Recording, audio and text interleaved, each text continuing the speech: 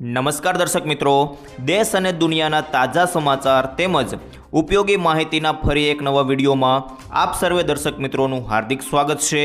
તો આવા જ સમાચાર દરરોજ સૌથી પહેલાં જાણવા માટે આપણી ચેનલ ગુજરાત લાઈવ 24ને સબસ્ક્રાઈબ કરી લેજો। તો મિત્રો, આજના પ્રથમ સમાચાર વિશે વાત કરીએ તો લાપસીના આંધણ મૂકી દો ચોમાસું। જી હા મિત્રો, સામાન્ય રીતે ગુજરાતમાં 15 જૂનની આસપાસ ચોમાસું બેસી જતું હોય છે, પરંતુ ચાલુ વર્ષે પવનોની દિશા બદલાતા વિલંબ થયો છે। હવામાન વિભાગના લેટેસ્ટ મોડેલ્સ અનુસાર ગુજરાતમાં હવે 21થી 25 જૂન 2026 દરમિયાન ચોમાસું વિધિવત રીતે પ્રવેશે તેવી મજબૂત શક્યતા છે। દક્ષિણ ગુજરાતમાં 23 જૂન આસપાસ સત્તાવાર રીતે ચોમાસું બેસી જશે, જ્યારે સૌરાષ્ટ્ર અને મધ્ય ગુજરાત તરફ 25 જૂન પછી આગળ વધશે।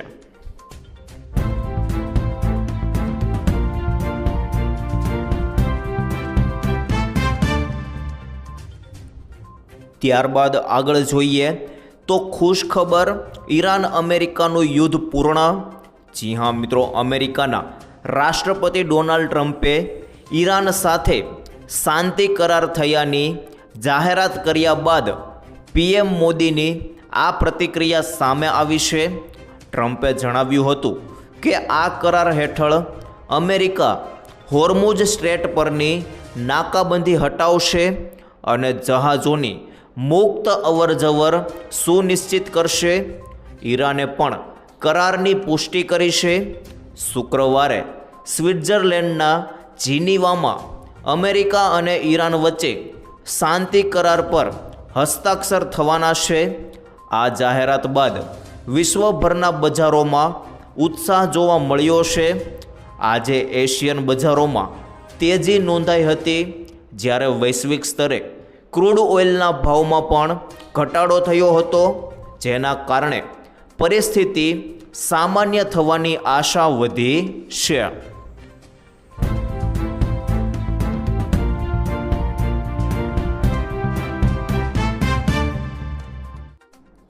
ત્યારબાદ આગળ જોઈએ તો 2023મો હપ્તો તારીખ જાહેર। જી હા મિત્રો, અગાઉ ખેડૂતોમાં એવી ચર્ચા હતી કે કદાચ જૂનના અંત સુધીમાં પૈસા આવશે, પણ હવે તારીખ એકદમ ફિક્સ થઈ ગઈ છે। આ દિવસે 2000 સીધા જ ખેડૂતોના ખાતામાં જમા થઈ જશે। પ્રધાનમંત્રી કિસાન સન્માન નિધિ યોજનાની શરૂઆત 24 ફેબ્રુઆરી 2019ના રોજ કરવામાં આવી હતી। આ યોજના અંતર્ગત પાત્ર ખેડૂતોને સરકાર તરફથી વર્ષે કુલ 6000 રૂપિયાની આર્થિક સહાય આપવામાં આવે છે। આ રકમ 2000 રૂપિયાના 3 સરખા હપ્તામાં સીધી ખેડૂતોના ખાતામાં મોકલવામાં આવે છે।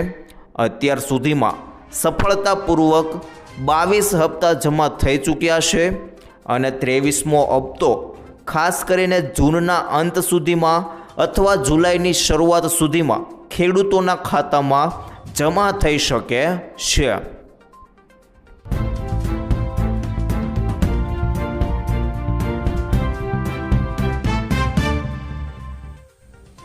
ત્યાર પછી આગળ જોઈએ તો ગુજરાતમાં 24 વર્ષથી ભાજપ સરકાર। જી હા મિત્રો, વડાપ્રધાન નરેન્દ્ર મોદીના શાસનકાળના 12 વર્ષ ગુજરાતના મુખ્યમંત્રી તરીકે અને 12 વર્ષ વડાપ્રધાન તરીકે, એમ કુલ 24 વર્ષનો સમયગાળો પૂર્ણ થયો છે। આટલા લાંબા સમય સુધી સત્તા પર રહેવું એ કોઈ પણ વ્યક્તિ માટે એક મોટો વિક્રમ છે।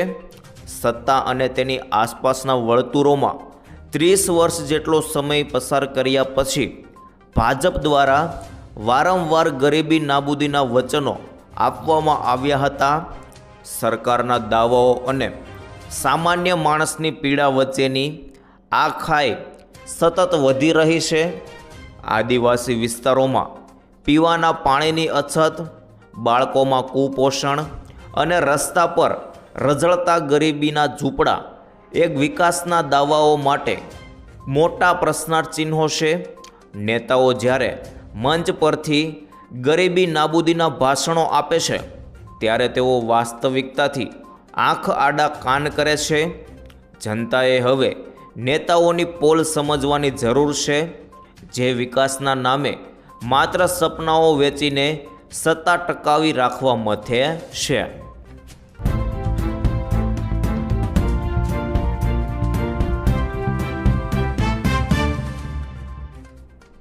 ત્યારબાદ આગળ જોઈએ તો ખેડૂતો બાદ હવે શિક્ષકો પણ સરકાર સામે વિરોધ. જી હા મિત્રો, ગુજરાતમાં છેલ્લા કેટલાક સમયથી ચાલી રહેલા ખેડૂતોના વિરોધ પ્રદર્શનો હજુ શાંત પડ્યા નથી.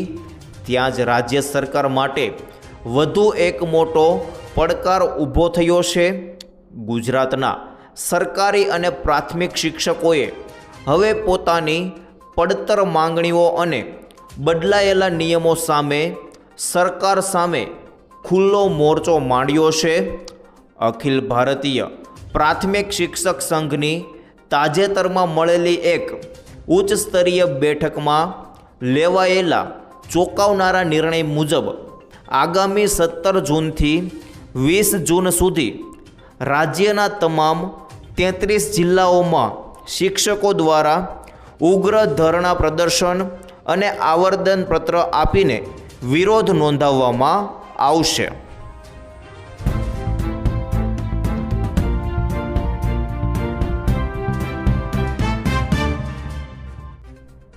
ત્યારબાદ આગળ જોઈએ તો યુદ્ધ પૂર્ણ થતાં મોંઘવારી ઘટવાની આશા. જી હા મિત્રો, તારીખ 15 જૂનથી ઈરાન અને અમેરિકા વચ્ચે શાંતિ સમજૂતી થઈ ગઈ છે અને હોર્મુઝ પણ ફરીથી ટોલ ફ્રી ખુલી રહ્યું છે. ત્યારે ભારતને મોટી રાહત થશે. મિડલ ઈસ્ટમાં યુદ્ધના કારણે હોર્મુઝ બંધ થવાથી ભારતમાં ઈંધણની કટોકટી સર્જાઈ હતી અને ઈંધણના ભાવો આસમાને પહોંચતા મોંઘવારી ફાટી નીકળી હતી. હવે આ મામલે રાહત મળવાની આશા જાગી છે. ઉલ્લેખનીય છે કે ભારત દુનિયાની સૌથી મોટી તેલ આયાતકાર દેશમાંનો એક દેશ છે.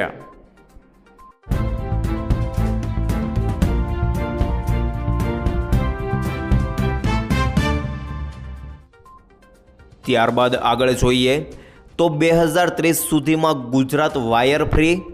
જી હા મિત્રો, રાજ્ય સરકારે ગુજરાતના શહેરી વિસ્તારોને વધુ સુરક્ષિત અને આધુનિક બનાવવા માટે વર્ષ 2030 સુધી તબક્કાવાર રીતે વાયર ફ્રી સિટી બનાવવાનો નિર્ણય કર્યો છે.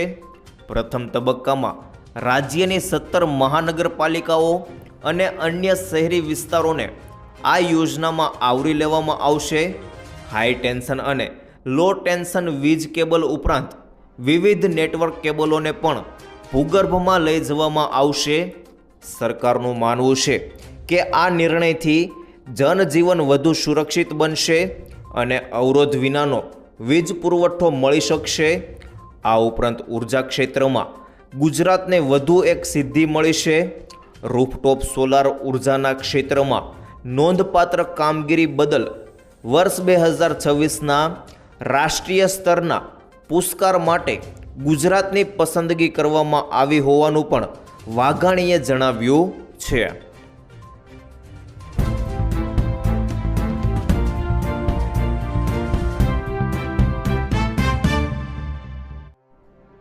ત્યારબાદ આગળ જોઈએ તો ગેસ સિલિન્ડરમાં મોટો ભાવ વધારો. જી હા મિત્રો, કેન્દ્રીય મંત્રી પ્રહલાદ જોશીએ આ ભાવ વધારા પાછળ અમેરિકા ઈરાન વચ્ચેનો તણાવ, વૈશ્વિક સપ્લાય ચેઇનમાં આવેલી અડચણો અને ટ્રાન્સપોર્ટેશનના વધેલા ખર્ચને મુખ્ય કારણ ગણાવ્યા છે.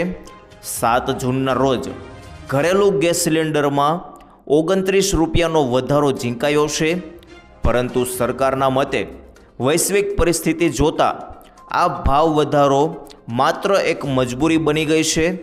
કેન્દ્રીય મંત્રી પ્રહલાદ જોશીએ તાજેતરમાં જ નિવેદન આપતા જણાવ્યું હતું કે આગામી સમયમાં પેટ્રોલ અને ડીઝલની સાથે ગેસના ભાવમાં પણ ભડકો થઈ શકે છે.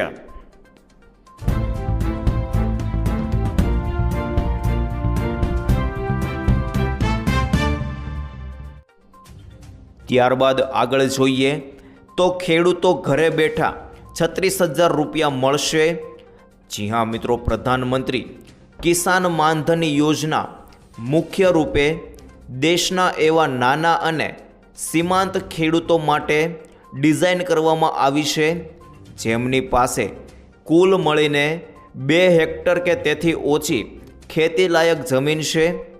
આ સ્કીમમાં સામેલ થવા માટે સરકારે ઉંમરની મર્યાદા 18 વર્ષથી લઈને 40 વર્ષની વચ્ચે નક્કી કરી છે. એટલે કે તમે જેટલા વહેલા આ યોજના સાથે જોડાશો તમારા માટે રોકાણ કરવું એટલું જ સરળ રહેશે. દર મહિને મિત્રો કેટલી પેન્શન મળશે તેને લઈને વાત કરીએ તો આ યોજના હેઠળ જ્યારે તમારી ઉંમર 60 વર્ષ પૂરી થઈ જશે ત્યારે સરકાર તરફથી તમને દર મહિને 3,000 રૂપિયાની ફિક્સ પેન્શન સીધી તમારા બેંક ખાતામાં ટ્રાન્સફર કરવામાં આવશે. આ રકમ વર્ષના હિસાબે 36,000 રૂપિયા થાય છે, જે ઘડપણમાં દવાઓ અને રોજબરોજના નાના મોટા ખર્ચાઓ માટે એક બહુ મોટો સહારો સાબિત થાય છે.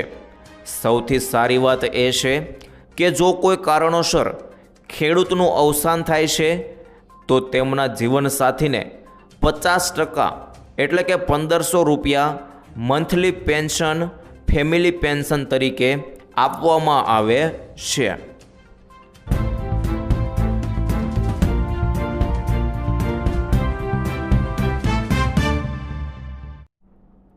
ત્યારબાદ આગળ જોઈએ તો ખેડૂતોએ કરી થાંભલાના ભાડાની માંગ. જી હા મિત્રો, આપણે આપણા ભાઈને એક વેત જમીન આપતા નથી અને આ કંપનીવાળા આવડા મોટા ટાવર ઊભા કરી દે કેટલું સહન કરશો? જો PGVCL કંપની આપણા ઘરમાં નાનું મીટર લગાવે અને આપણા જ ઘરમાં લગાવેલું મીટરનું ભાડું આપણે આપવું પડતું હોય તો આવડા મોટા ટાવર થાંભલાનું ભાડું શા માટે નહીં? શું ભાડું આપવું જોઈએ? ખાસ કરીને મિત્રો ખેડૂતોએ આ તમામ બાબતે જે છે તે માંગ કરી છે.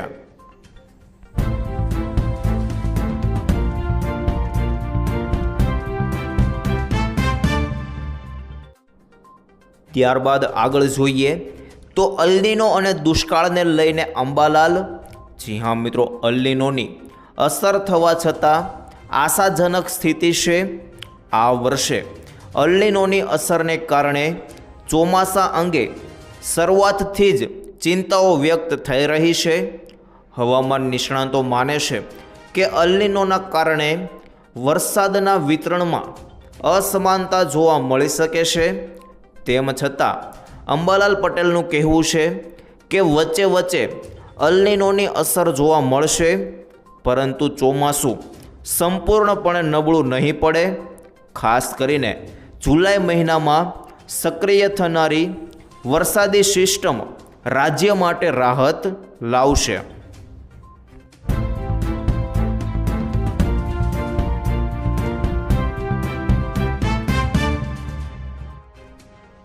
ત્યારબાદ આગળ જોઈએ તો ભારત પાકિસ્તાન આમને સામને. જી હા મિત્રો, ભારતના એક નિર્ણયથી પાકિસ્તાનમાં હાહાકાર મચી ગયો છે. આ અછતનો સૌથી મોટો ભોગ કૃષિ ક્ષેત્ર છે. સિંધુ પ્રાંતની ઘણી મોટી નહેરોમાં પાણીનું સ્તર ખૂબ જ ઘટી ગયું છે, જેના કારણે ખેડૂતોને તેમના પાકને સિંચાઈ કરવા માટે ભારે મુશ્કેલી પડી રહી છે. ઘણા વિસ્તારોમાં ખેતરો સૂકાઈ રહ્યા છે અને ખેડૂતો નાણાકીય નુકસાનની ચિંતામાં છે. સિંધુ જળ નદીનો મુદ્દો શા માટે ઉઠાવવામાં આવ્યો તેને લઈને વાત કરીએ તો મિત્રો, પહેલગામમાં થયેલા આતંકવાદી હુમલા બાદ ભારતે સિંધુ જળ સંધિને સ્થગિત કરવાનો નિર્ણય લીધો છે. ત્યારબાદ બંને દેશો વચ્ચે જળ સંસાધનો અંગેનો વિવાદ વધુ તીવ્ર બન્યો.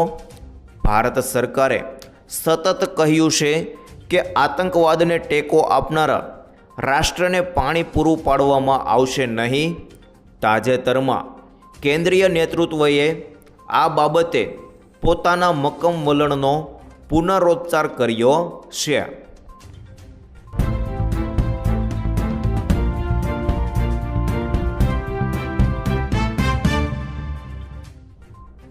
ત્યારબાદ આગળ જોઈએ તો યુદ્ધ ભૂમિમાંથી ભારત આવશે 44 જહાજ. જી હા મિત્રો, સોમવારે હોર્મુઝથી ભારત આવનારા LNG કરિયર દિશાના સુરક્ષિત પસાર થવાની ફારસની ખાડીમાં ફસાયેલા ભારત અને બીજા દેશના ઝંડાવાળા 34 વધુ જહાજોને ભારતીય બંદરગાહ સુધી સુરક્ષિત અને ઝડપથી પહોંચાડવાની આશા વધી ગઈ છે, કારણ કે અમેરિકા અને ઈરાને શાંતિ સમજૂતી પર હસ્તાક્ષર કરવાનો નિર્ણય કર્યો છે.